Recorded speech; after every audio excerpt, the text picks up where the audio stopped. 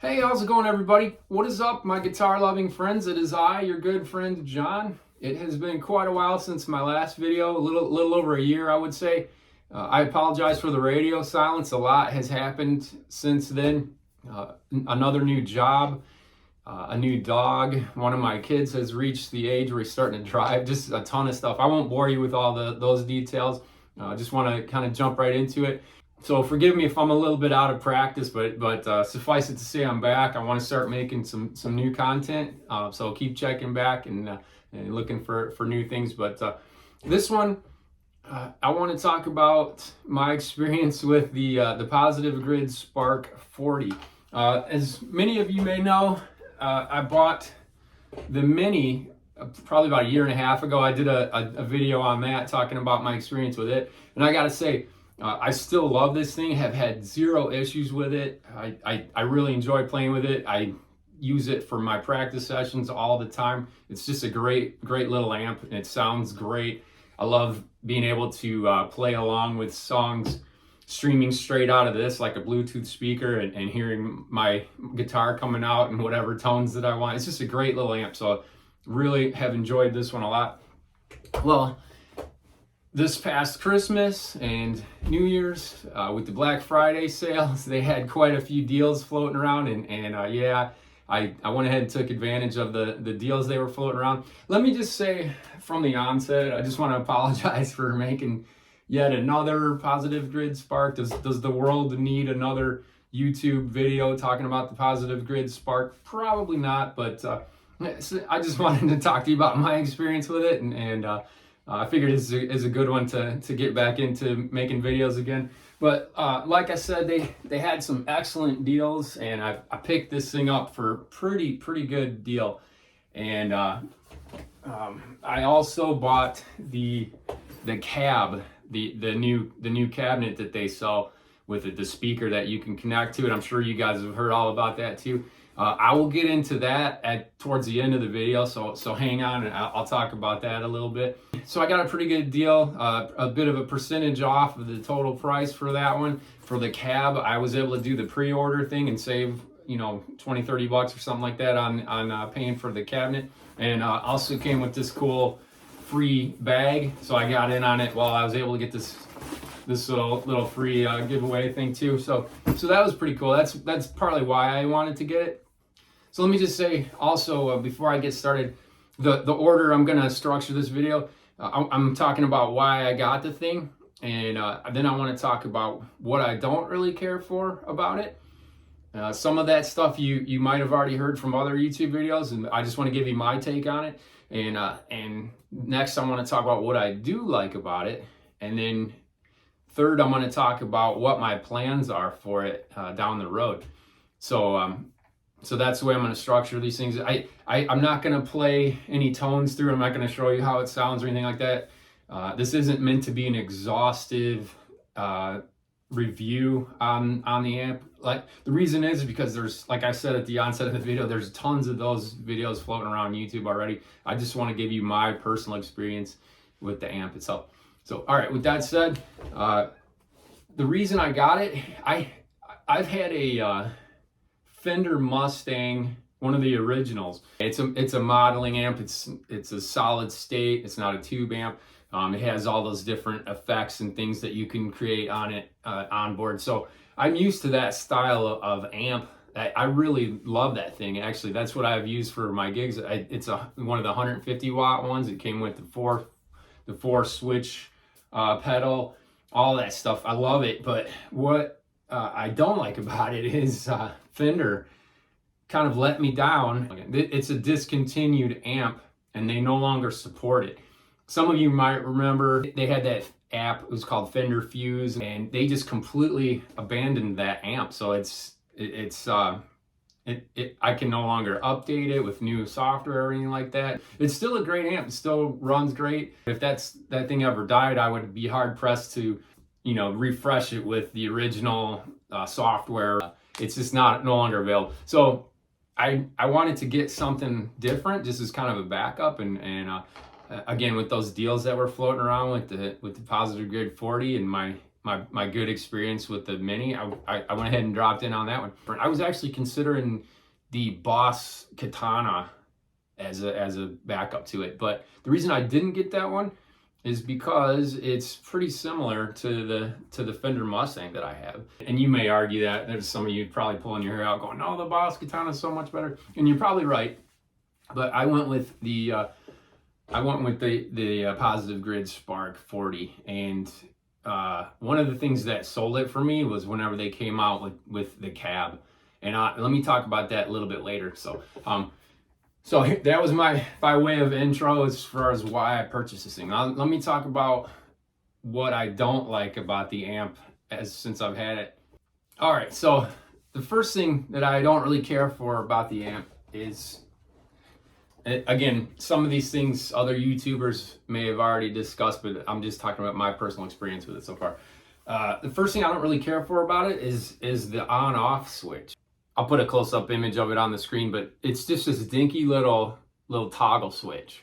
That sort of bothered me. It feels a little cheap. It's so tiny. It feels secure enough. I don't feel like it's gonna break anytime soon. I'm not like super careful when I turn it on and off, but it sort of bugs me. It's just this dinky little toggle switch. It feels a little like a toy. That sort of bugs me.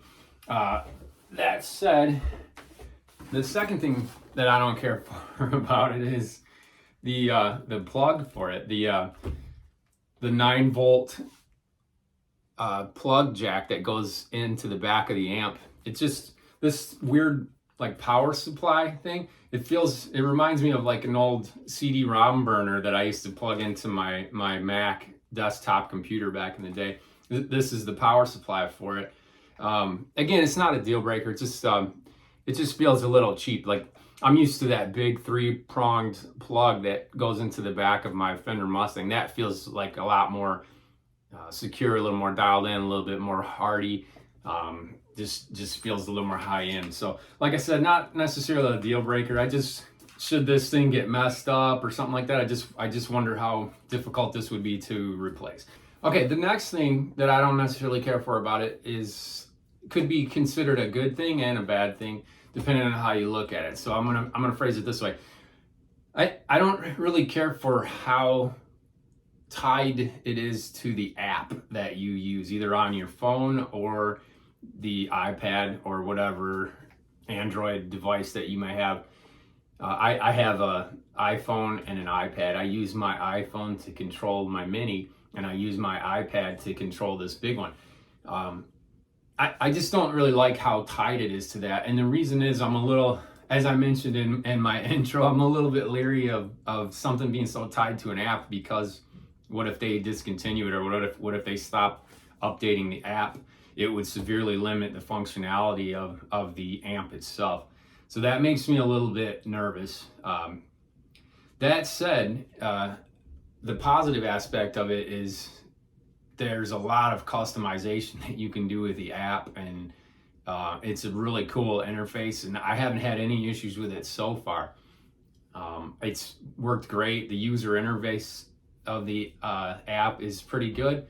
So I'm getting into positive things here, but I just wanted to say that's a good and a bad. And the reason I feel like it's a bad is just because of my experience with the Fender thing where they discontinued it. So I'm a little burnt with that, and a little nervous about if they ever discontinue this amp, or if they the software kind of goes away, then what?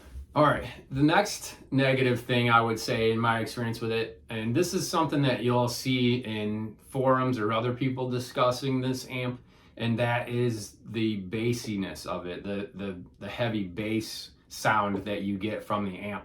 And before I talk about this, I just want to say tone in and of itself, guitar tone, this might be a controversial take on my part, but I just want to say that the tone is so subjective. One person's awesome, most desirable tone could be just absolute nails on a chalkboard for someone else. It's very subjective. You may think one tone is great and one tone's not. I'm kind of beating around the bush here, but do I feel like this amp is a little bit bass heavy, like a lot other YouTubers say that it is.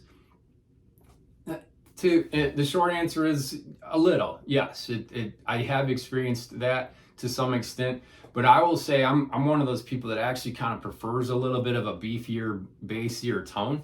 So I haven't really noticed it as much in the tones of the guitar itself. Where I notice it is whenever I'm doing a playback of a song that I'm practicing. Like you can play a song on YouTube straight through the amp and play along with it. When I do that, I notice the bassiness then most significantly. It definitely is there. It does bother me a little bit, especially between that and the Mini. There's that you can't really adjust for that. You can't unless you have like a Samsung phone where you can really dial in what your device output is. If you can do that, then it'll mitigate that bassiness tone issue. But if you're like me and you have an iPhone and it's a locked system, I don't have an unlocked, jailbroken iPhone device or anything like that, so I can't adjust the output to the amp itself. So that said, it is a little bit bassy and that does bother me. Is it a deal breaker?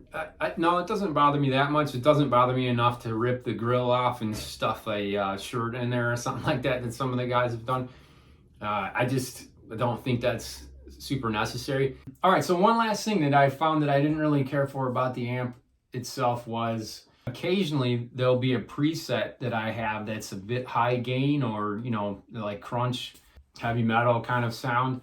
And I've noticed that the volume knob on my guitar just controls the crunch, the distortion. It'll kind of dial that back a little bit, but it won't change the volume like I expect. Like I said, if you have a clean tone and you can play with the volume on your guitar, and occasionally I'll find a setting that I'm not able to do that with for some reason. It's kind of a weird quirk, a glitch or something with the amp that's a little bit unpredictable. I need to do a little more investigating. That might be something weird on my part. I might have to make an adjustment on the amp itself and dial that in. But I've noticed it the most on really crunchy rock and roll, high gain, distortion settings, and that's kind of a weird thing. But you turn the volume up and down on your guitar, you expect the signal to go up and down, not unpredictably like that. So again, I only have noticed that on a few of the settings, but so I need to do a little further investigation. Might be just some weirdness on my part. So all right, so the last thing I want to talk about that's something that I really don't care for about it is the fact that my Spark Mini, the settings that I have for my Spark Mini don't automatically transfer over to my Spark 40. And what I mean by that is in the app, the tones that I've downloaded and all that, they don't relate to the other amp and vice versa. But that is, I haven't explored if I were to connect them with one device. So this might be an issue on my part. But like I said, I control one of them with my iPhone, and the other one, the bigger one, I control with my iPad. I just wanted to keep the two separate. So that said, that might be an issue on my part, but that like tones that I like that other users have uploaded and that I've downloaded, I've had to do it twice. It doesn't automatically, the way I feel like it should go from a user experience standpoint is those should be tied to my user ID through Positive Grid, because you have to log in and that should just be automatic. You should just say, oh, these are the tones that I've downloaded in the past. Yes, I want to download those onto this device too. It should be tied to your user ID, I think. Again, not a huge deal breaker. It might just be a little bit of a learning curve on my part. Okay, now I want to get into what I do like about the amp. And before I do that, I just want to say, for people that aren't used to those modeling style amps, there's a little bit of a learning curve that you'll probably have to get over. For me, like I said, coming from the Fender Mustang, I was already used to that, and that wasn't as big a hurdle for me to overcome. And what I'm talking about is just the fact that with a modeling style amp, a lot of the settings are controlled with whatever amp style that you pick. Like if you choose one in the app, a lot of those things are controlled by what those presets are in that model of whatever amp that you choose. You know, if it has gain, reverb, delay, distortion, all those things are already preset. So it's going to be your volume, all that stuff. So that said, a lot of the time, many of these knobs on the amp they're just useless. They don't really matter whenever you change the setting to a different model of an amp.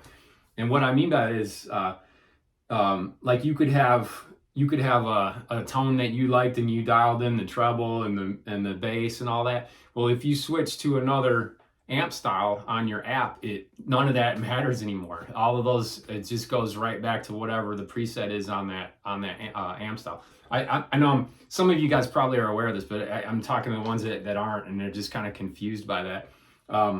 That said, like if you go to change some of the settings on here, like if you adjust the reverb or something, it automatically jumps to what the dial is. So it might be like you might have it way down, and as soon as you turn it, it's going to all of a sudden adjust to whatever this is, and it will change on the app screen too. But as soon as you go to a different one and come back to it, it's back to the default of what is in the app, not on here. So that's what I'm saying. It's a little bit tricky to kind of get used to that. The only one that really matters all the time is the output, the overall volume coming from the amp. That one is what it is. Like that one you can control, and that's the volume that's coming out of the app.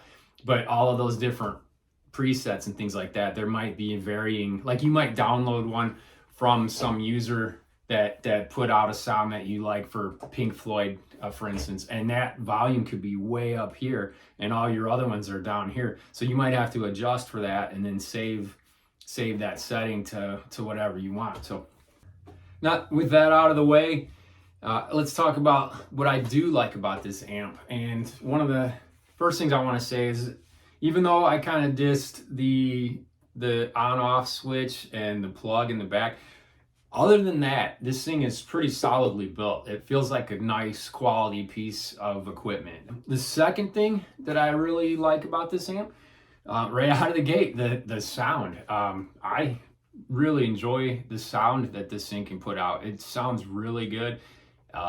It's plenty loud enough to fill a room. I kind of have mine like usually up against the wall, up on a dresser, or like in the corner, up on something solid, so it's not sitting on the floor on the carpet or anything like that. So maybe that has something to do with it. But I've just been really impressed with how well this sound can fill a room. I haven't even come close to the output that this thing can do, and I've been playing in a pretty good sized room, and it's the volume has literally started to hurt my ears. Maybe that's my age, and not, stuff that's too loud is starting to take its toll or what. But that's neither here nor there. This thing can crank out some pretty good volume, and it sounds great. I've just been very impressed with the tones and things that I can get out of this with the app, and the customization of the tones that you can get preset, and you can it's limitless. You can start from just a clean tone and build from there, just like you would on a regular amp with a huge pedal board. Or you can download something that somebody else has done, and you might like it as is, or you might want to like kind of build on that. But that's another way to kind of get to where you want to get like pretty quickly, especially if you're not used to if you're a newer to guitar effects and things like that, and you don't really necessarily know how to get that tone. You can download something somebody else has done and kind of pick it apart and see how they've structured it, and then tweak those things yourself and experiment with them. So again, limitless tone machine. It's you can just really dial in the sound, and it really fills a room nicely. I've really been impressed with the sound. So that said, I love it. All right, so the next thing I wanted to talk about is the app itself. And I know I sort of said earlier that it was somewhat of a negative and a positive that it's so connected to the app. I already kind of touched on it too in my last point too, but I also see that as a good thing as long as they continue to keep it current, which so far they have. And every once in a while they'll come out with a new update. And I know some users have had issues with updating their firmware, and sometimes it causes issues. But my personal experience, I've not had a single issue with that with my Mini or this one so far. I have done an update, a firmware update on this Spark 40 as well, and again, zero issues with that. So that's pretty cool to see, and I hope that continues. I really do, because I'd like to see some improvements to the app itself and the user interface. Being a UI UX guy myself, I think it could use a little bit of updating, but all in all, I'm happy with the experience so far. So those are the things that I like about the app, and this is just a controversial opinion alert and my own personal opinion. I like the fact that I can get any tone and customize it as much as I want without having to have a giant pedal board to lug around with me. It's all contained in that app, and I can customize those settings and make a bunch of presets and have those at my ready anytime I want. I love that. So I think personally, that's the wave of the future. Again, controversial opinion. I know a lot of you guys are old, dyed-in-the-wool tube amp guys, and you have invested a ton of money in the pedal boards and all that sort of thing, and that's awesome. I'm not knocking that in any way, shape, or form. I'm a firm believer in enjoying guitar playing and music and the way that you see fit and the way that you enjoy it the most. So I'm super behind that. But as for me, I love the solid state amp stuff, and it's come so far, and just the ease and customization of it that you can get. And I carry around an iPad with me instead of a giant huge pedal board. I'm very much on board with that, and I feel like it is definitely going to be the wave of the future. That I just think they're just going to continue to get better. So that, again, that's my controversial opinion, not in any way, shape, or form throwing shade on you guys that love your massive pedal boards and things like that, and your old school amps. That's great. Continue doing that. I'm just saying, for me, I really dig the ease of not having to lug that stuff around. So there you go. Okay, so with the dislikes and the likes out of the way, I want to talk now about what my intentions were for getting this, what my ultimate plans were. I have high hopes of actually being able to gig with this thing. I want to be able to use it in a live setting. And some of you are like, what? Gig with a practice amp? And my answer is yes. And the Spark Cab, that big speaker that they just came out with, that is what was a big catalyst for me going ahead and getting the Spark 40, because I was plenty happy with the Mini, and that was a big catalyst for me getting the new one. So, and I'll explain why in just a second. But one of the first things I did in order to make this thing gig ready was I picked up the Positive Grid Spark Control, which is the 4-button switcher that you can customize and use to change your presets with it. And let me just say right away from the onset, do not get this. Do not purchase this, at least yet. Don't purchase it yet. What do I mean by that? Well, I didn't find this out until after I purchased it, but it only works if you have the app running. And I'm talking if you have it on your screen and your screen is active. If your screen goes dim after a minute or whatever, like everyone's devices do, guess what? It no longer works with your Spark.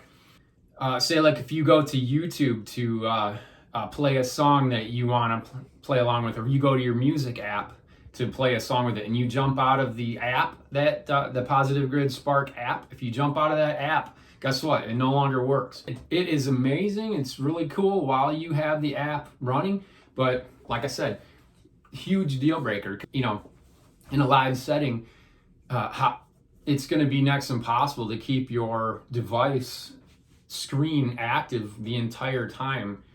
For that to be that limiting, I found that really annoying. So let me just say, don't get this one yet. Maybe down the road they will fix that.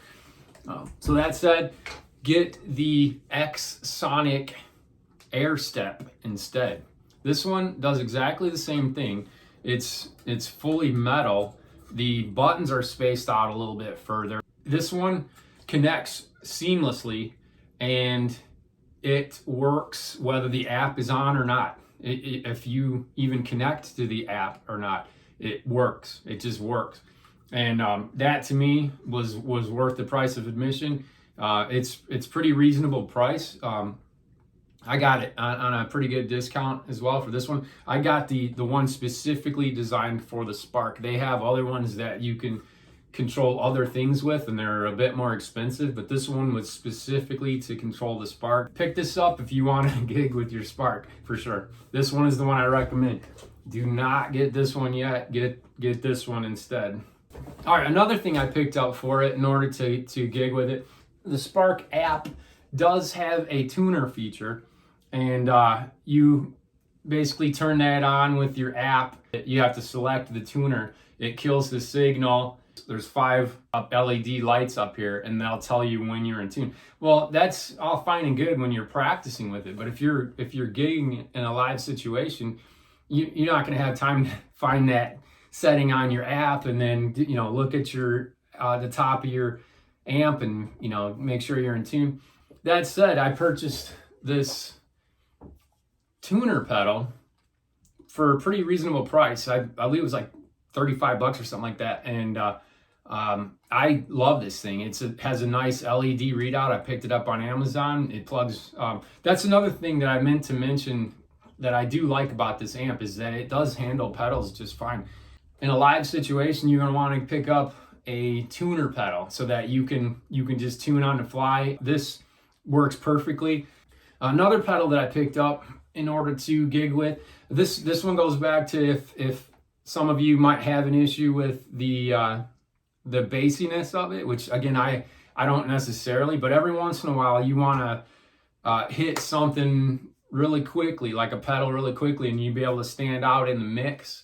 And that is they did do an update to the software itself that includes one of these, which is an EQ pedal. But again, it's one of those kind of things where you have to select it in your signal in the app, and that's a bit of a rigmarole. I picked this one up. Again, it's a pretty inexpensive one that I got right off of Amazon, and it was again less than $50. It's an EQ pedal. These have LED lights on them, so you could see what you're in. This one's a 6-band EQ, and I have it set to where I lower the bass of it a little bit if I just want to kind of punch out in the signal. But be warned, this one does eat 9-volt batteries super quickly if you leave it plugged in. You have to unplug it if you're using 9-volt batteries. That said, you can also plug it into a 9-volt adapter as well. So this one I probably won't use as much as I would the tuner pedal, but again, this one works great with your Spark. Another pedal that I picked up for this thing, and that is the looper pedal. This one is from a company called Amoon. I actually have a video that I did a review of this little pedal, and the only thing I don't like about this one is that you can't use a 9-volt battery with it. That kind of bugged me, but I actually did find a way to do it, and that's this little gizmo right here. This contains a 9-volt battery, and I'm able to plug it right in and use it as a 9-volt battery, or I can plug it in here, plug it into the wall, which recently I purchased one of those adapters that have several plugs for several different things. So I got one that had, I think, 4, because I only have 3 pedals to use, and the foot switch. So I can control all those with a single 1-plug wall adapter. But in the meantime, if I'm just practicing with it, I can use this. And this looper pedal is great. It works great with the amp.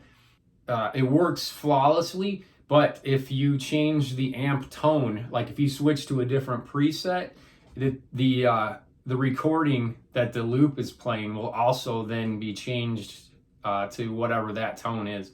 So be warned there. If you record a loop with a clean tone and you have that recycling as you're playing over top of it, and then you change to a like a high gain setting, well, the recording too is now going to be coming out of the amp in that high gain setting. So that's the only drawback with this, but man, for practicing and things like that, I really love it, and it plugs in to the signal just fine. So all right, now let's talk about the one that really got me to go ahead and purchase this amp. Is the cab that they just came out with. I purchased this bad lad right here to go along with the amp, and I will say it actually was a little bit more expensive than the amp itself. But as you can see, it's a pretty hefty deal, and it's not too heavy. I think it's a pretty good size. It's easily portable. The only thing that it kind of bums me out is that they don't have a cover for it yet, but I got a feeling they're working on that. But this thing right here, it made the difference in the Spark 40 now being something that you can take and gig with. The reason being is the stuff that they included on the back here. You can plug your amp directly into here. You no longer need that weird power supply that comes with the amp itself. There's a plug that comes with the cab that plugs right into the back, and it will power your amp. And now you have one of those nice 3-pronged plugs that you're used to with like nicer gear that will plug into the wall just from this. So now you only have one plug coming from here to being plugged in, and everything else plugs right into the back. So your audio signal, it goes right from your headphone jack right into the plug here, and then your power supply plugs right into the back here, which is awesome.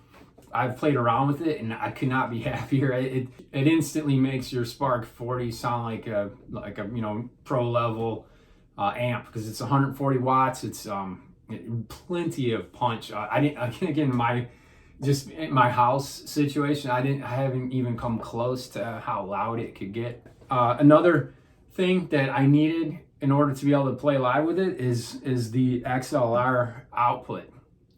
That was definitely crucial for me being able to play live with it. I play live with a group of musicians every weekend, and I have to be able to plug into their sound system, and that system uses an XLR plug, and I still have my amp playing back towards me as kind of a monitor, so I can hear the sound coming out of it, but the actual sound output goes right directly into their system, and they can adjust the mix however they need, and the rest of the house. So that was really cool. Like I was glad that they included that. That said, you're probably wondering, could I have just plugged the Mini into this thing? The answer is yes. Anything Positive Grid Spark can plug into this thing. Even that little dinky one, that little small one that they have, it actually has a plug that you can plug directly into that one with it, and it'll charge the battery.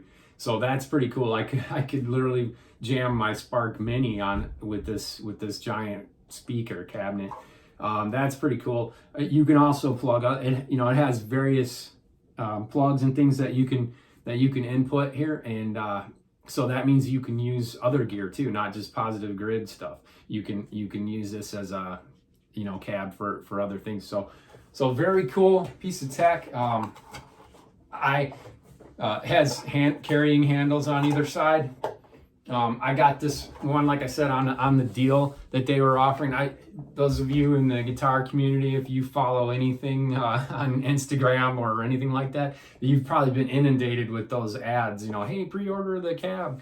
Well, I did that. I got in on the deal while the getting was good, and I pre-ordered it, and it came shortly after Christmas, and I've been jamming with it, and I really do enjoy it. I love how it pairs with the look of the Spark amp, the 40. I think it looks really cool. It's pretty sharp looking stack, and it's not too high, not too girthy. I'm able to carry the amp itself with the new gig bag that I got for it. So yeah, looking forward to gigging live with it. I haven't done that yet. I'm still like dialing in my presets and things like that I would use in a live situation, and I just really want to make sure that it's gonna work before I give it a test run. But when I do that, I will give you guys an update. But I have played with it plenty here in my house, and I'm just really excited about the sound that this thing can crank out. All right, so I'm gonna go ahead and wrap it up here, and I appreciate if you've watched this far. Again, it's been like over a year since my last video. I'm a little bit rusty, so I apologize if I've kind of stumbled over my words a bit here. Just kind of getting back into the swing of things here. Hope you guys enjoyed this video, and if there's anything else about this stuff that I've talked about that you'd like to hear me talk about a little more, or you got any questions, leave those down in the comments, and I'll be happy to respond to those and put a thumbs up if you'd be so kind. And now that I'm back in the saddle here, I hope to have some other content. I definitely have some ideas that have been floating around in my head for videos for quite a while. So I definitely have a backlog of ones that I want to put out. So keep watching the channel and look for new content. I really appreciate you guys listening this far, and I hope you guys are having a great year so far. 2024 already. Can you believe it? All right. Thanks a lot, guys. Talk to you in the next one.